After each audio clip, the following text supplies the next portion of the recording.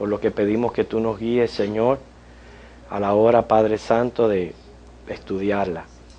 Pedimos bendición para cada clase que se está teniendo en esta escuela dominical. En Cristo lo pedimos. Amén. Siempre buscamos un versículo, Primera de Pedro, capítulo 2, 9 y 10. Primera de Pedro 2, 9 y 10.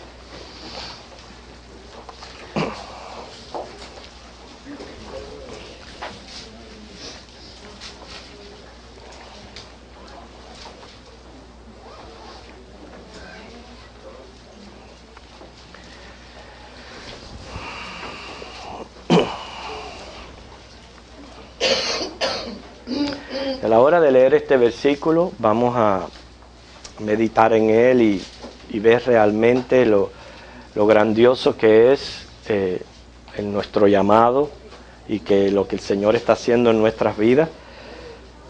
Leemos todos juntos, dice: mas vosotros sois linaje escogido, real sacerdocio, nación santa, un pueblo adquirido por Dios, para que anunciéis las virtudes de aquel que os llamó de las tinieblas a su luz admirable. Vosotros que en otro tiempo no erais pueblo, pero que ahora sois pueblo de Dios, que en otro tiempo no habíais alcanzado misericordia, pero ahora habéis alcanzado misericordia. Hoy vamos a estar estudiando la conversión del apóstol Pablo. Y vemos como en este mismo versículo nos está diciendo que cada uno de nosotros hubo un tiempo, estábamos fuera de la misericordia de Dios, no éramos pueblo, hasta que el Señor vino a nuestras vidas, nos llamó, nos escogió, y nos escogió con un propósito que es para anunciar las virtudes, dice, de aquel que os llamó, de esas tinieblas a la luz admirable del Señor. Y yo pienso que uno de los ejemplos más grandes que tenemos es el apóstol Pablo, como él vivía en esas tinieblas, él fue llamado, escogido, y él inmediatamente dedicó toda su vida a anunciar las verdades que él había aprendido. Y antes de entrar de lleno a lo que es la conversión de Pablo, vamos a conocer un poquito acerca de la vida de él, de su crianza, de su juventud, para tener más o menos un trasfondo de la vida de este hombre y de lo que el Señor hizo en él. Primeramente vemos que él nace de una familia judía que se establece en Tarso, y Tarso en aquel momento era una de las capitales intelectuales de la época. Quiere decir que esta familia, ellos envían a Pablo a estudiar a una de las escuelas de Jerusalén. Fíjense la importancia que ellos veían, a pesar de vivir en una de las ciudades más grandes de aquel entonces en cuanto a lo intelectual. Era importante para ellos que este joven se criara con sus costumbres y que no se apartara de sus tradiciones judías. Y dice que Pablo estudió bajo uno de los maestros más célebres de aquel momento, llamado Gamaliel.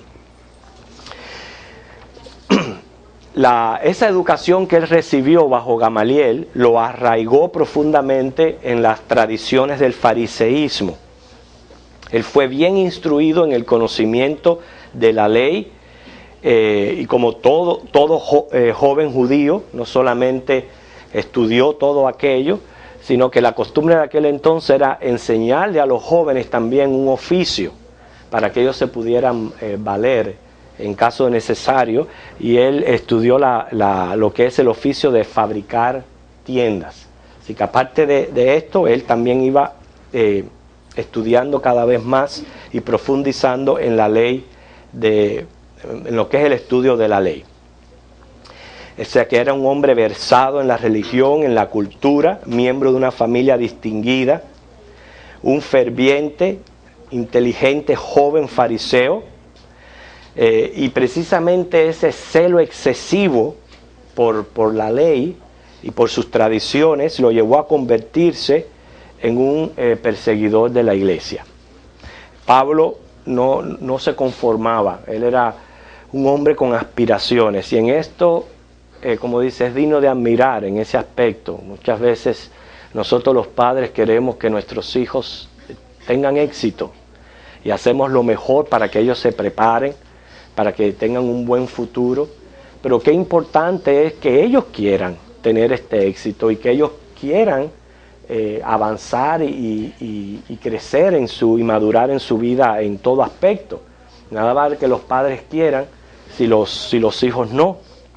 Pero no solamente aquí vemos que los padres querían este éxito en la vida de Pablo, pero él también lo perseguía. Él era un joven que no se conformaba, él aspiraba más. Eso se ve prácticamente en su carácter, porque una vez que comienza la persecución a los cristianos, él dice que él no se queda solamente ahí en Jerusalén, que él sale a Damasco a tratar de retener el avance de lo que todos ellos como fariseos consideraban una secta, porque hay que ver eso, hay que ver que el cristianismo para ellos era sectario, ellos no lo podían entender.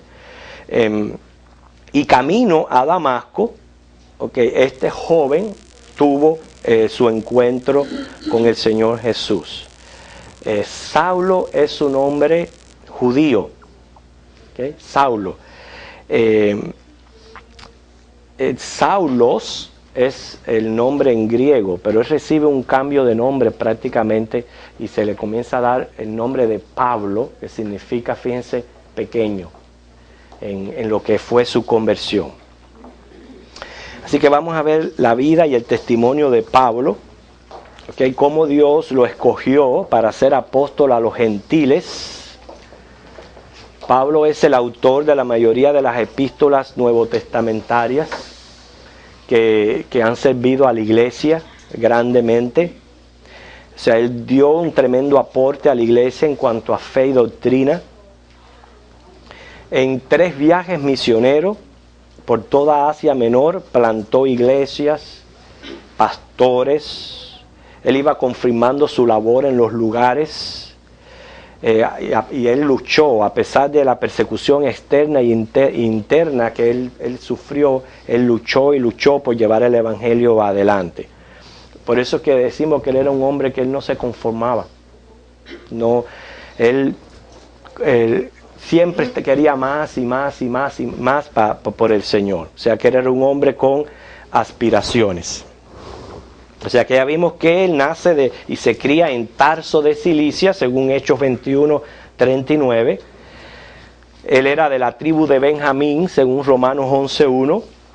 Él mismo se dice ser hebreo de hebreos, en Filipenses 3:5. Esto simplemente estoy citando algunas donde aparecen las características de este hombre, ¿verdad? Fue un fariseo e hijo de fariseo, Hechos 23:6. Se educó bajo Gamaliel, Gálatas 1:13. Todo lo llevaba con celo, Filipenses 3:6. Él intentaba con todo su corazón cumplir la ley, Filipenses 3:6 también. Persiguió a la iglesia, pero en ignorancia, Primera de Tesalonicenses 1:13. Y más bien la base de su proceder se encuentra en Deuteronomio 21, del 22 al 23, donde ahí dice la ley que es maldito todo aquel que es colgado en un madero. ¿Se entienden por qué ellos, los fariseos y el mismo Pablo, entendían que los cristianos era una secta? Porque tenían como cabecilla a una persona maldita. O sea, no podían entender que Jesús se hizo maldito porque nosotros teníamos una maldición arriba. Por el incumplimiento de la ley teníamos una maldición. O sea, Dios, nuestra maldición, la puso en Cristo, y por eso es que Él se hizo maldito, considerado así, colgado en un madero. Pero eso lo entendemos nosotros, de que Él es el Dios santo, sin pecado, que por nosotros se hizo maldición, pero los fariseos no. ¿Cómo van a tener de cabecilla a alguien que la misma ley consideraba maldito? Entonces entienden su celo, que en su mente él pretendía estar haciendo bien más que todo, pensando de que si cortaba esta secta, pues no iban a seguir creciendo en su número. Entonces, nos enseña, hermano, que muchas veces las personas actúan equivocadamente, pensando que están haciendo un bien, sin embargo están completamente errados y equivocados, y así hay muchas sectas hoy día, sectas por ahí, que usted habla con ellos y ellos creen que están haciendo un bien, y sin embargo lo que están es promoviendo más el mal. Así que vamos a ver el testimonio de Pablo. Hermanos, nosotros tenemos que, como cristianos, entender que todos tenemos un testimonio que contar. Vimos ya en Primera de Pedro cómo el Señor nos llama y nos escoge precisamente para que nosotros anunciemos las virtudes de aquel que nos llamó. Y muchas veces nosotros no sabemos dar un testimonio, y es bien fácil. Un testimonio se puede dividir prácticamente en 3 partes. Si fuera a dividir su testimonio en 3 partes, ¿cuáles serían? A ver, Cecilia. Pasado, presente y futuro. Ajá, muy bien. El pasado es mi vida antes de Cristo. ¿Okay? Lo que soy después de conocer a Cristo. Okay, el encuentro con Cristo es importante. Lo que soy en Cristo. Entonces vamos a ver eso, a tratar de cubrirlo en la clase. La vida de Pablo antes de Cristo, el encuentro que él tiene con su Señor y cómo resultó ser después su vida inmediatamente del cambio. Y todo eso no es igual a su experiencia, pero todos nosotros tenemos un testimonio que contar de lo que Cristo ha hecho en nuestras vidas. Vamos entonces a Hechos, el capítulo 9, que es donde nos encontramos.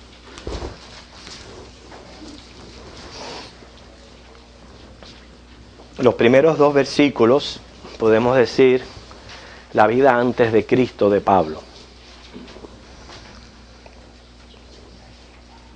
Hechos 9, 1 y 2. ¿Quién lo puede leer, por favor? Vicky. Saulo, respirando aún amenazas y muerte contra los discípulos del Señor, vino al sumo sacerdote y le pidió cartas para las sinagogas de Damasco, a fin de que si hallase algunos hombres o mujeres de este camino, los trajese presos a Jerusalén. Okay, vemos aquí cómo él le hizo guerra a la iglesia. Sabemos ya el por qué. Precisamente por eso fue que en nuestra introducción hablamos acerca de Pablo. ¿Okay? Recuerden, un joven bien estudiado en la ley, un joven con aspiraciones, un joven fariseo de fariseos. O sea, quiere decir que su religión, el judaísmo, él lo llevaba con celo y a cabalidad. ¿Okay? Y por eso es que él se vuelve perseguidor de la iglesia. Él fue el que guardó las ropas de los que apedreaban a Esteban. O sea que estaba ahí en ese concilio que consintió en la muerte de Esteban. Asolaba la iglesia. Mira lo que dice el versículo 3 de Hechos, del capítulo 8. Y Saulo asolaba la iglesia, dice, entrando casa por casa, arrastraba a hombres y a mujeres y los entregaba en la cárcel. O sea, vemos aquí en este versículo que él sale de los límites de Jerusalén. Él los va a perseguir. Porque con la muerte de Esteban comienza la iglesia a ser perseguida y la gente empieza a salir de Jerusalén. Entonces lo que él va detrás de los cristianos. ¿Okay? Cuando dice esa palabra asolar, que menciona el capítulo 8, esta palabra describe la acción de un cerdo salvaje destruyendo una viña. Imagínense un jabalí, un cerdo salvaje que entra a un campo y comienza así a destrozarlo completo. Bueno, cuando dice asolar, esa era la actitud que tenía Pablo contra los cristianos. Era algo por dentro que me imagino que él no resistía ni tan siquiera a estos hombres. Él los perseguía. Persiguió a los cristianos hasta la muerte en varias ciudades. Hechos 22:5. Porque fíjense, eso es lo interesante del estudio, es que tenemos versículos por aquí, versículos por allá, pero al unirlos todos podemos ver qué es lo que él hacía. Porque el capítulo 8 nos dice, él asolaba, arrastraba a las mujeres, los metía en la cárcel. Pero después él mismo cuenta cómo él los mataba. Hechos 22:5. Azotó a los creyentes. Hechos 22:19. Intentaba hacerlos maldecir a Cristo mediante la tortura. Hechos 26:11. O sea que él persiguió con violencia a la iglesia y la procuró destruir, según Gálatas 1:13. Así que esa fue la vida antes de Cristo. Cualquiera pudiera decir, si el Señor escoge a los suyos, ¿verdad? ¿Escogería a este hombre? Viéndolo humanamente nosotros, ¿escogería a este hombre? ¿Escogería precisamente a alguien que lo que hizo fue destruir y matar la iglesia? Diríamos que no. Pero precisamente es ahí la gracia del Señor, hermanos. Como en mí. Por eso que yo digo que Dios escoge a hombres, y precisamente con este tipo de experiencia, que en sus propias vidas revelan precisamente el carácter misericordioso y la gracia de Dios. Porque por eso el mismo Pablo en Corintios, él dice que lo vil del mundo, lo menospreciado fue lo que escogió Dios. Entonces yo me imagino que él se mira a sí mismo. Él mira su vida, cómo él fue. Él mismo quedará asombrado y decir, pero Señor, ¿cómo puede ser posible que me hayas escogido a mí con lo que yo le hice a tu iglesia? Sin embargo, él fue camino a Damasco a perseguir a la iglesia, y en ese camino fue que él tiene su encuentro con el Señor. Vamos a ver lo que dicen los versículos del 3 al 9. ¿Alguien que lo quiera leer? A ver. ¿Okay? ¿Sí? Aconteció que al llegar cerca de Damasco, repentinamente le rodeó un resplandor de luz del cielo, y cayendo en tierra oyó una voz que le decía, Saulo, Saulo, ¿por qué me persigues? Él dijo, ¿quién eres, Señor? Y le dijo, yo soy Jesús, a quien tú persigues. Dura cosa te es dar coces contra el aguijón. Él, temblando y temoroso, dijo, Señor, ¿qué quieres que yo haga?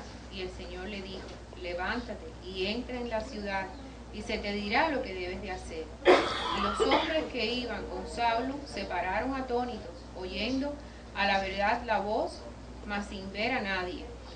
Entonces Saulo se levantó de tierra, y abriendo los ojos no veía a nadie. Así que, llevándole por la mano, le metieron en Damasco, donde estuvo 3 días sin ver y no comió ni bebió. Ok, aquí vemos su conversión. Fue cegado por una luz celestial mientras iba camino a Damasco para perseguir, como dice el versículo 2, a los del camino. Los del camino, así era como se le llamaban a los cristianos de aquel entonces. Es más, la primera vez que se usó la palabra cristiano para identificar a los discípulos de Cristo fue en Antioquía. Eso no lo dice Hechos 11:26. O sea, no se les decía cristianos, se les decía los del camino. Fue después en Antioquía que se les llamó cristianos. Y persiguiendo a la secta que él les decía los del camino, fue que él primeramente recibe esta luz, una luz que prácticamente lo tumbó del caballo, él cayó a tierra, y entonces fue que escuchó la voz de Cristo que le dijo, lo llamó así por nombre, le dijo, Saulo, Saulo, ¿por qué me persigues? ¿Estaba persiguiendo Pablo a Cristo?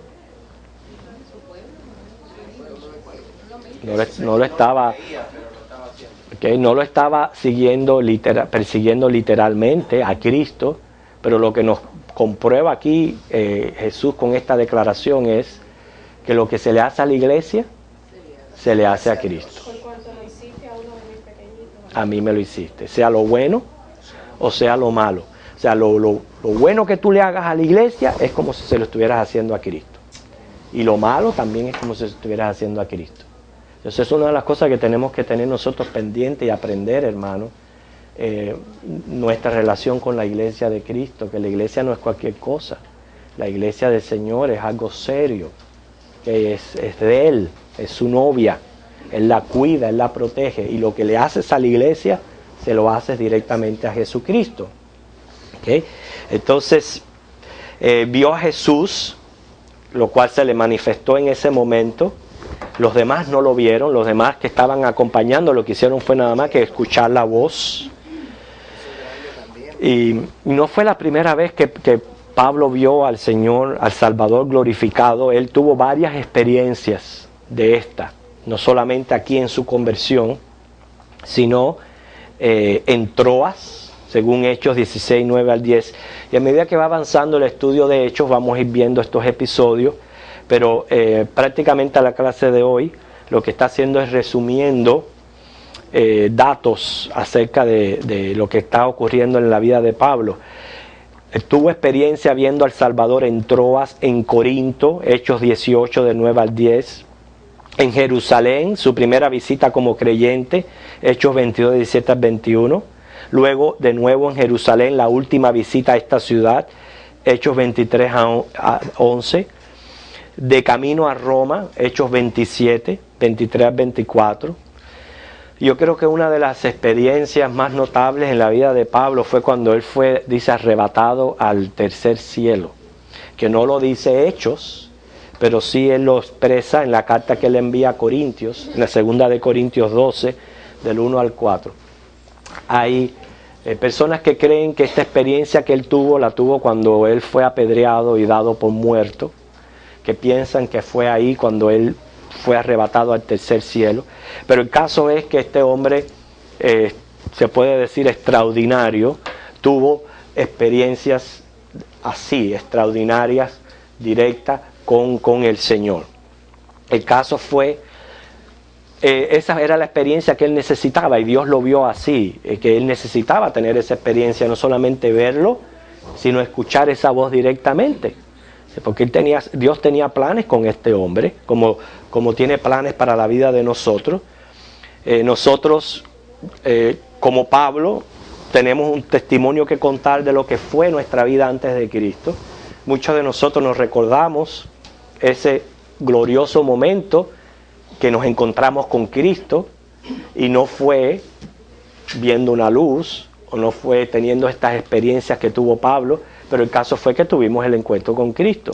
Pero Dios vio necesario que fuera así para con Pablo. Pablo quedó transformado desde aquel encuentro. Y vamos a ver qué es lo que sigue sucediendo en la vida de él. Otra persona que lee los versículos 10 en adelante. ¿Alguien que quiera leer? Managini, ok. Había entonces en Damasco un discípulo llamado Ananías, a quien el Señor dijo en visión: Ananías. Y él respondió: heme aquí, Señor. Y el Señor le dijo: levántate y ve a la calle que se llama Derecha y busca en casa de Judas a uno llamado Saulo de Tarso, porque he aquí él ora. Y ha visto en visión a un varón llamado Ananías, que entra y le pone las manos encima para que recobre la vista. Entonces Ananías respondió: Señor, he oído de muchos acerca de este hombre. ¿Cuántos males ha hecho a tus santos en Jerusalén? Y aún aquí tiene autoridad de los principales sacerdotes para prender a todos los que invocan tu nombre. El Señor le dijo: ve, porque instrumento escogido me es este, para llevar mi nombre en presencia de los gentiles y de reyes y de los hijos de Israel. Porque yo le mostraré cuánto le es necesario padecer por mí. Ok, hasta ahí. Después vamos a seguir leyendo. Una de las cosas que me llama la atención acerca de esto es esas palabras que el Señor le dice a Ananías, ¿no? El Señor tenía escogido a Ananías para que viniera, pusiera sus manos sobre él y él recuperara la vista. Vemos cómo Ananías pone objeción. Dijo: Señor, ¿cómo va a ser? Si mira, le tenían miedo a este hombre, pues su fama era pues ser un asesino de los cristianos. Y el Señor le dijo: no, ve, porque yo tengo propósitos para con la vida de este hombre. Me llama la atención el hecho que dice: porque instrumento escogido me es este. ¿Qué pasa? ¿Qué hubiera pasado si Dios no interviene en la vida de Pablo? ¿Qué hubiese pasado? Hubiera seguido muerto. ¿Qué más?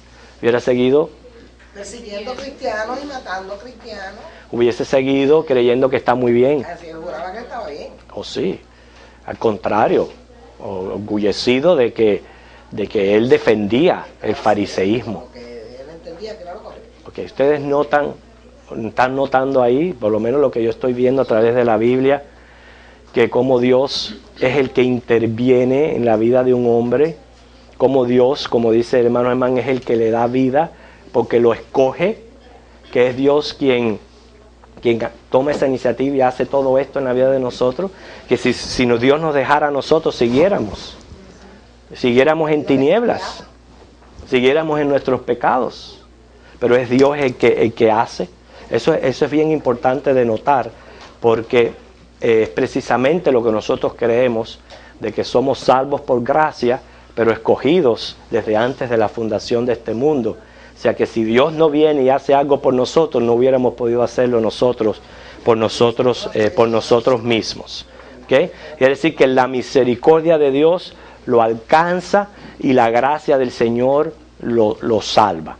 El Señor entonces le dice a Ananías, le dice, le voy a mostrar cuánto le es necesario padecer por mi nombre. ¿Okay? Es decir que le presenta a Ananías razones por las cuales él debía de ir y obedecerle en lo que él le estaba mandando. Dios tenía planes soberanos para con Pablo. Según Romanos 21, Pablo iba a ser un vaso de honra. Romanos 9:23, un vaso de misericordia. Segunda de Corintios 4:7, un vaso de barro. Segunda de Timoteo 2:21, un vaso santificado. Hechos 13:47, un misionero a los gentiles. Todo eso iba a ser Pablo por la gracia de Dios. Lo que Dios iba a hacer en la vida de este hombre. Luego le mostraré cuán necesario debe de padecer por mi nombre. Fíjense, contra Pablo tramaron contra él en Damasco, en Jerusalén, en Macedonia, en Jerusalén ante judíos, en Jerusalén ante el Sanedrín, en Cesarea. Los creyentes le tenían desconfianza, los creyentes le tenían antipatía a Pablo. Sus compatriotas se oponían a su ministerio, se opusieron en Antioquía, en Iconio, en Tesalónica, en Berea, en Corintio, en Éfeso. Fíjense todo eso. El Señor le dice ahí a Ananías, yo le mostraré cuánto le es necesario padecer por mí. En ese entonces no había ocurrido nada de esto. Pero miren todo lo que ocurrió en la vida de este hombre. ¿Okay? Ya dijimos ya que le apedrearon dándole por muerto. Satanás lo sometió a fuerte presión.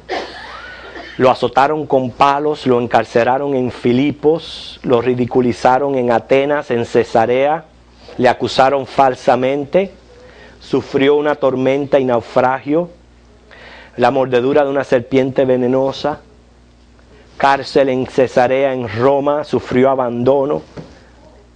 Es más, en sus cartas en general él muestra todo lo que él tuvo que padecer por causa de Jesucristo. Y verdaderamente, prácticamente es causa de risa que digan que el cristianismo en el cristianismo no se padece.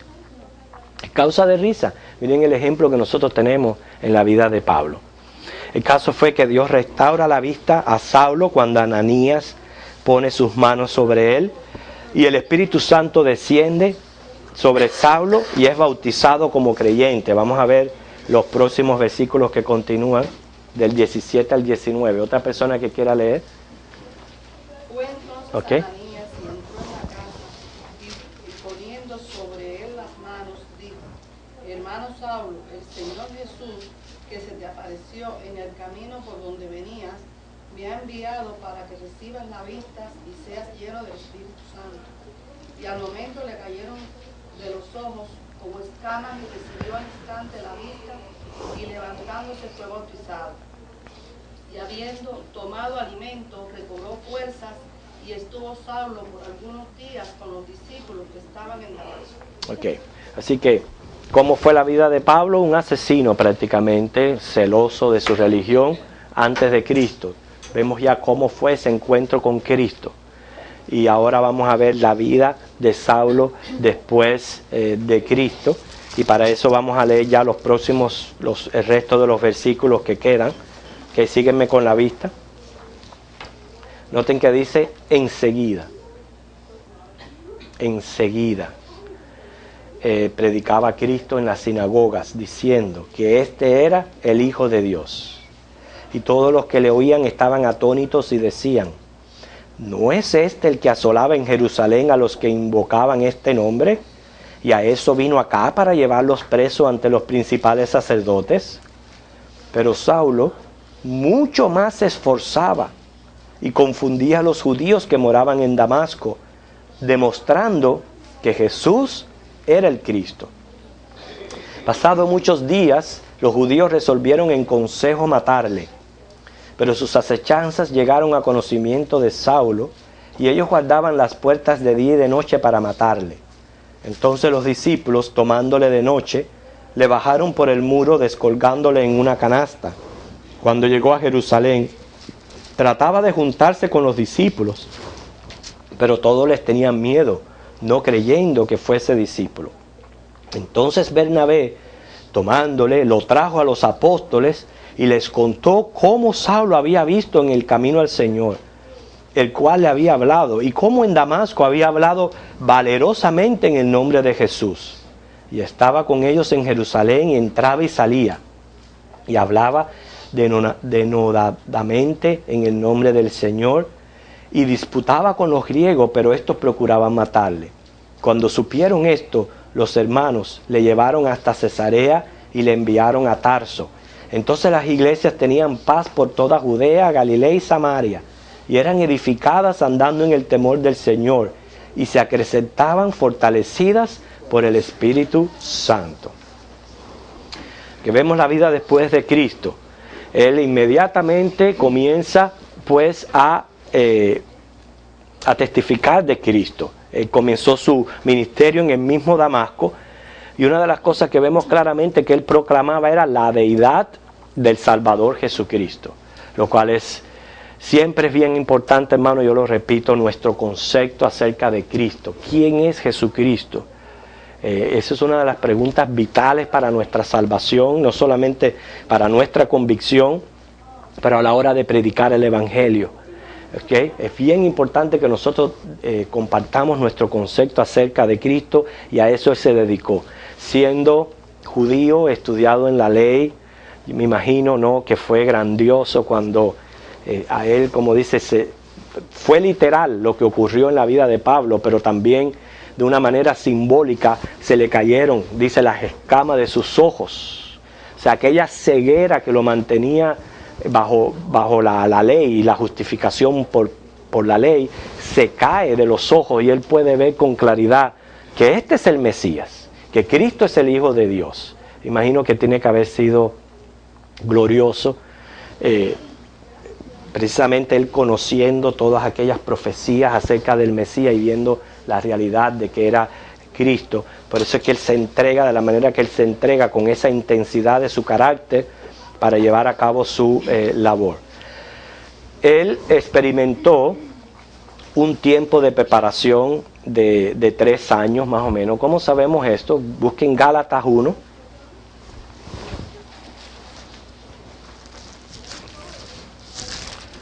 Estamos viendo ahora la vida del apóstol Pablo después de haber conocido a Cristo. Gálatas 1, del 11 al 18.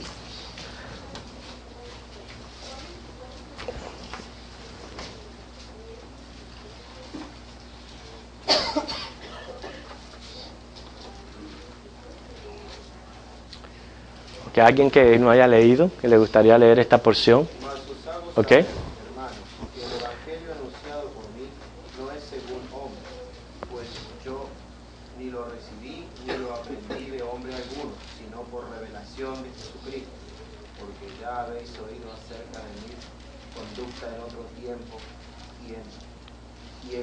En el judaísmo. que perseguía sobremanera la iglesia de Dios y la asolaba. Y el judaísmo aventajaba a muchos de mis contemporáneos en mi nación, siendo mucho más celoso de las tradiciones de mis padres. Pero cuando agradó a Dios, que me apartó desde el vientre de mi madre y me llamó por su gracia, revelar a su Hijo en mí, para que yo le predicase entre los gentiles, no consulté enseguida con carne y sangre, ni subí a Jerusalén a los que eran apóstoles antes que yo, sino que fui a Arabia y volví de nuevo a Damasco. Después, pasados 3 años, subí a Jerusalén para ver a Pedro y permanecí con él 15 días. Okay, aquí él está defendiendo su autoridad como apóstol a los gentiles. Pero en su experiencia, mire, me llama la atención el versículo 15. Ve, dice, pero cuando agradó a Dios, o sea, no fue, cuando a mí se me ocurrió buscar a Dios. No, cuando yo empecé a amar a Dios en mi corazón, no. Dice, cuando le agradó a Dios, que me apartó, fíjense, desde el vientre de mi madre, me llamó por su gracia.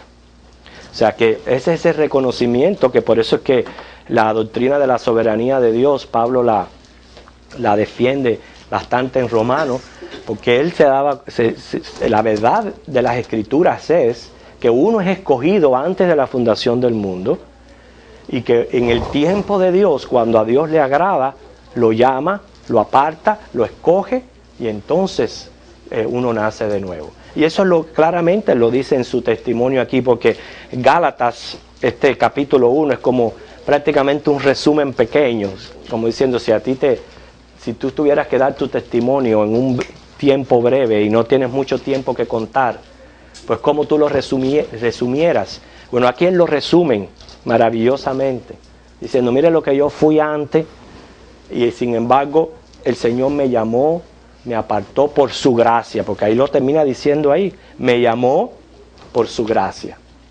¿Okay? Pero aquí él está defendiendo su apostolado a los gentiles. En este lugar, cerca de Damasco, estuvo a solas con Dios. Luego regresó a Damasco con gran conocimiento y poder para predicar. Es el resto de los versículos del 22 al 25. Escapó de Damasco y marchó a Jerusalén por primera vez desde su conversión.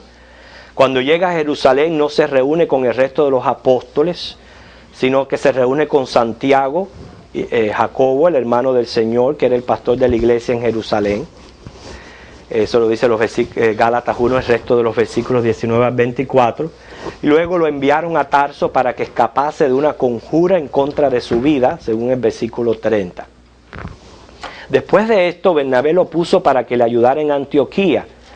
Entonces visita Jerusalén por segunda vez, llevando una ofrenda para los necesitados. Y regresa a Antioquía para predicar y enseñar. Estamos viendo qué fue lo que sucedió después de la vida de Pablo. O sea, él se convierte, ¿okay? Permanece en Damasco. Cerca de Damasco es donde por ahí por Arabia, es donde él estuvo 3 años. Y el Señor aprendiendo, el Señor revelándole conocimiento. Entonces, cuando él viene, tiene que escapar de Damasco, porque estaban haciendo una conjura en contra de él. Viene a Jerusalén, no es muy bien recibido por los apóstoles, sino solamente se reúne con Jacobo. ¿Okay? Después, entonces, regresa, Bernabé lo busca, lo lleva a Antioquía para que lo ayude. Regresa a Jerusalén llevando una ofrenda. Después de llevar la ofrenda, vuelve a Antioquía para predicar y enseñar. Y entonces allí en Antioquía, cuando él se queda para predicar y enseñar, que el Señor lo llama para ir a su primer viaje misionero. Así que más o menos esta es el testimonio de la vida antes de Cristo y después de Cristo. Entonces, hermanos, al igual que Pablo, cada uno de nosotros, pues, estábamos perdidos, ¿no es cierto? ¿Verdad? Cada uno de nosotros estábamos perdidos. ¿En qué manera estaba perdido Pablo?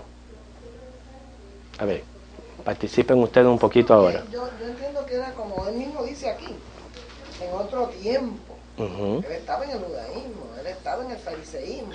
Por eso es que él entendía que él estaba correcto y seguía persiguiendo a lo que no era su condición. Ujú. Hasta que el Señor, por gracia, entonces reconoce, porque el Señor desde el vientre de mi madre me había separado. Así Hasta ese mismo momento es. no lo había entendido. Así mismo. Sí, hermanos Germán. El fanatismo de la ley lo llevó a la ignorancia y a la ceguera. Exactamente. Y así cuántos hay, ¿verdad? Que están fanáticos en sus tradiciones, ciegos en seguir una religión, la cual no es verdad, no es la correcta. Hermana, Pastor, hay tantas religiones hoy en día, pero cuando se acabó una religión que es una secta, ¿en qué se basa? las sectas. Bueno, primeramente, se conoce cuando es una secta. Número uno, tienen características peculiares. Casi todas siguen a un hombre. O sea, tienen como líder o cabecilla un hombre, o las ideas de un hombre. Segundo, no atacan tanto el pecado. O sea, como te pudiera decir, no predican la santidad de vida, en otras palabras. En tercer lugar, son bien exclusivistas. Entonces, piensan que solamente ellos tienen la verdad o son salvos. Y obviamente, pues, malinterpretan los pasajes de la Biblia o las Escrituras. O sea, más o menos son características de lo que son sectas. ¿Cómo es? No necesariamente quiere decir que no crean en Cristo. Bueno, todo el que no cree en Cristo y está involucrado en una religión es considerado una falsa religión o una secta. Exacto, Pero lo increíble es que hay algunas que profesan a Cristo, pero no tienen el concepto correcto de Cristo, que es lo más importante. Por eso yo les decía a ustedes que miren, inmediatamente que él se convierte, él comienza a predicar la deidad de Cristo. Que eso es bien importante en el concepto que nosotros tengamos de Cristo para saber si estamos en el verdadero. ¿Okay?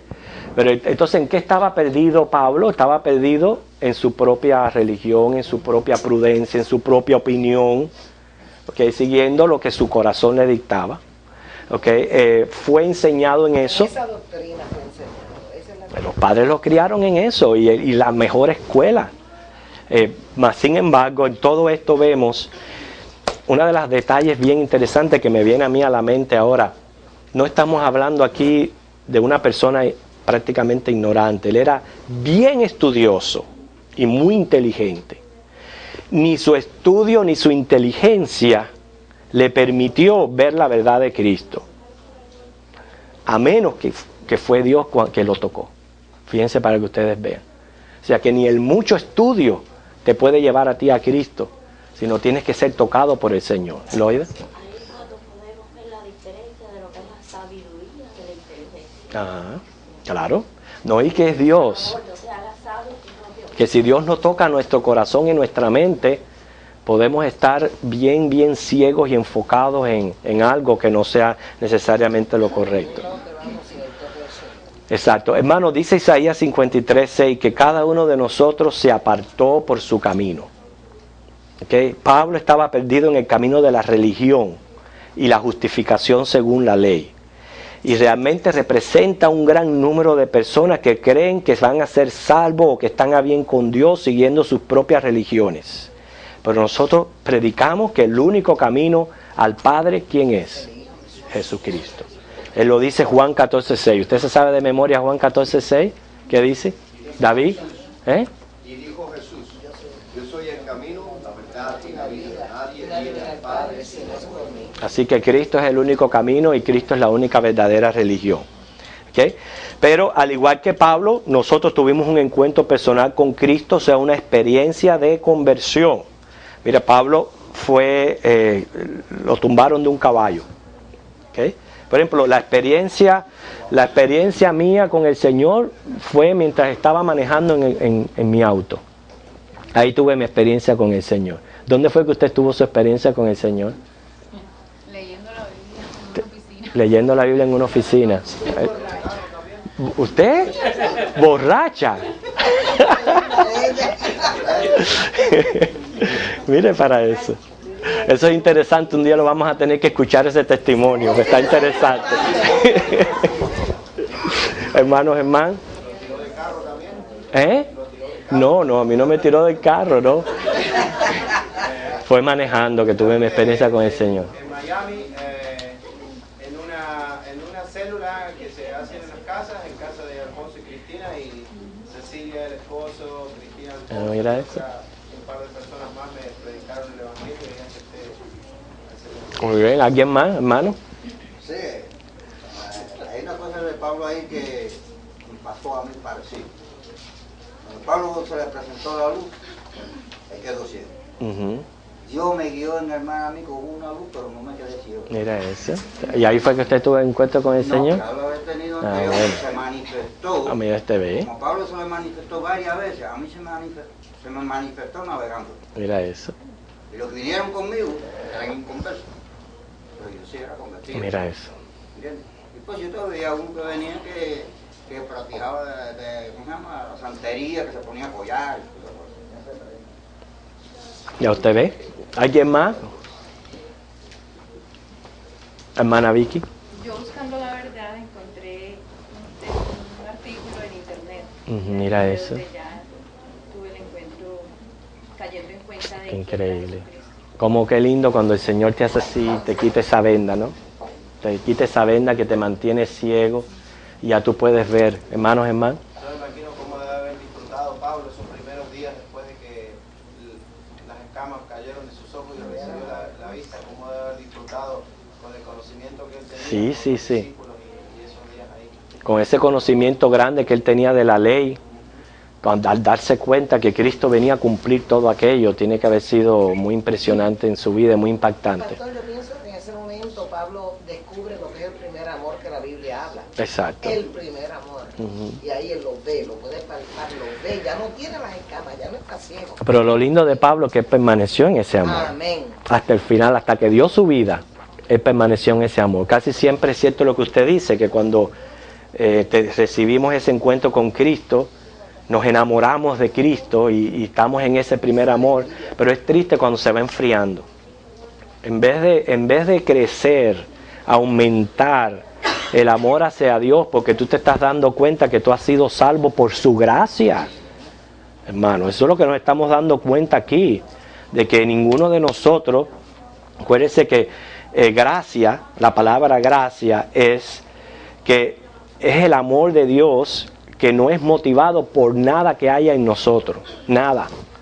O sea, no hay absolutamente nada en mí que haya movido a Dios a amarme, no hay nada. Simplemente me amó porque quiso amarme. ¿Ok? Y cuando tú entiendes eso, de que eres escogido y desde antes de la fundación del mundo y que Dios no te deja de la mano, sino te trae y te mantiene en Él, es grande, es glorioso. Nos motiva a amar mucho más al Señor.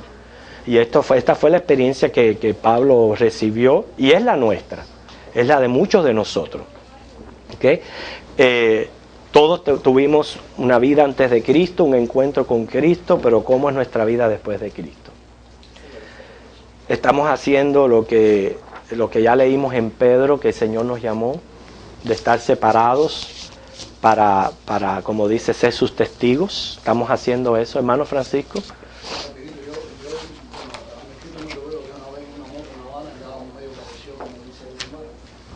No me tumbó de la moto, gracias a Dios, como me hubiera pelado bastante.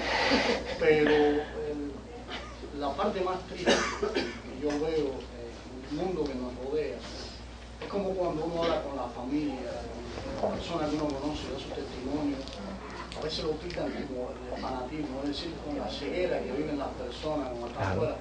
Incluso familiares, cuando yo me convertí y dejé la vida que yo llevaba, en un principio hasta mi mamá se preocupó del cambio que yo había dado. Y fue un cambio, gracias a Dios, definitivamente para bien y para todo, pero en el momento que ella no entendió y hasta ella se preocupó. Entonces hoy en día uno le predica a familia, a parientes, amigos, y te oyen como un cuento más. Entonces se cree cualquier historia mundana con una facilidad tremenda, o cualquier embuste, y la mayoría de las personas son reacias a creer la transformación a través de Jesucristo. Amén. Yo no sé si es porque es tan fácil, porque es tan barato que es un sacrificio que no se va pagando en dinero y a la gente le cuesta mucho el problema del bolsillo. Entonces prefieren pagar miles de dólares con la santería para hacerse un santo, no sé qué, y el regalo es un regalo aceptado. No lo aceptan, no creen que sea tan fácil. ¿Tú quieres decir algo? Por aquí, ¿es que alguien quiere decir algo? A ver, es una pregunta ya porque nos queda pocos minutos. Otra de las cosas de la clase. ¿Qué ustedes creen de la reacción de los apóstoles hacia Pablo? Normal, como seres humanos normales. Además, ver para creer, desconfianza. Temor, el ver un perseguidor.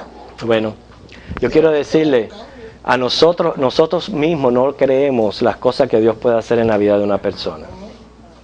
O sea, es incredulidad. A ver, Giovanni. Incredulidad. Exacto. Exacto. No tenemos... ahí es donde vemos cómo nos ha afectado la incredulidad, que no podemos aceptar de que Dios pueda ser capaz de transformar a una persona. No importa cuán bajo haya caído. No lo creemos. No creemos que Dios sea capaz de transformar a una persona así. Sin embargo, vemos el poder de Dios. Y es cierto lo que ustedes dicen, normal. ¿Por qué? Porque este era un hombre que era un asesino. Y pudieran haber dicho, bueno, vamos a ver, puede ser que sea una táctica de ver cómo se mete entre nosotros. Pero lo más importante fue que el tiempo se encargó de probar de que Dios verdaderamente lo había cambiado. La hermana quiere decir algo después. Sí, hermana. Mire, pastor, yo le doy gracias a Dios porque gracias a como yo era y después muchos de mis hermanos y mi familia se convirtieron al evangelio porque yo era mala, yo no era buena. La única mala en mi familia era yo. Borracha.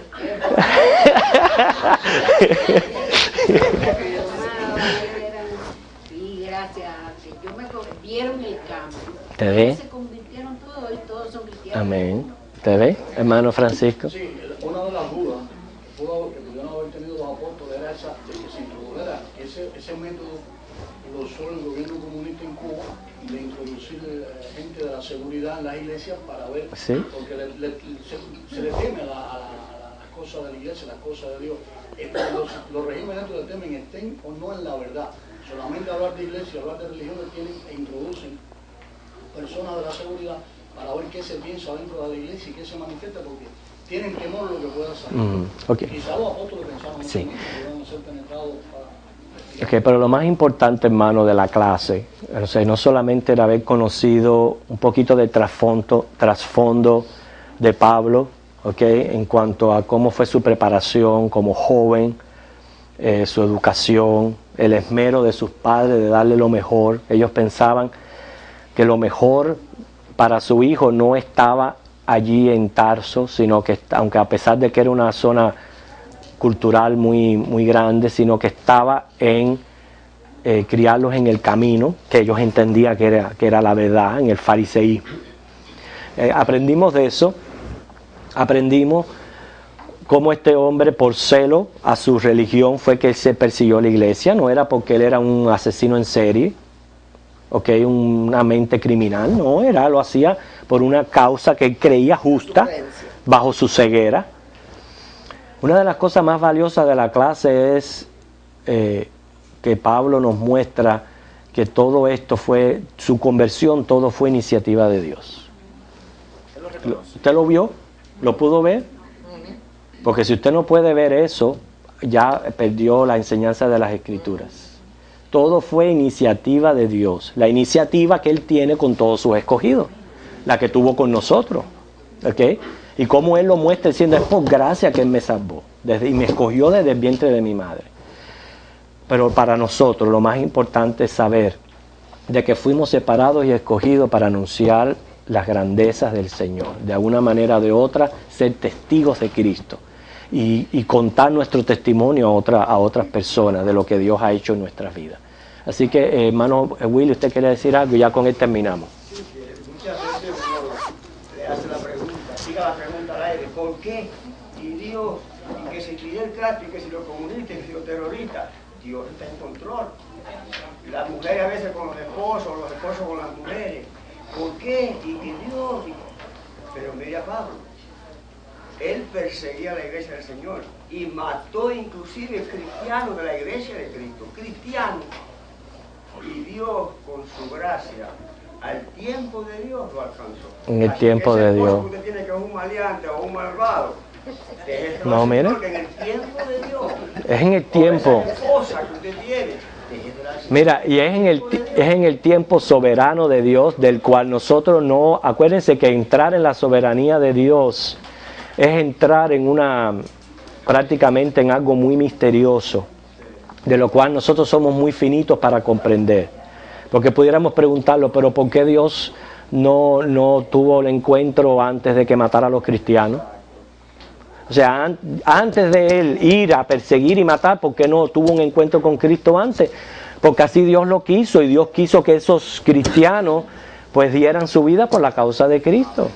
Y Dios tiene sus propósitos soberanos y su tiempo para todo. Además, él fue un testimonio al perseguir tanto a la iglesia, de estar dentro de su propio círculo, como él era un cambio. Y también en el tiempo que se está llevando el evangelio a los gentiles, en medio de una persecución, primero religiosa y después prácticamente del imperial, se necesitaba una persona con el coraje de él, el coraje que él mostró antes por otra causa.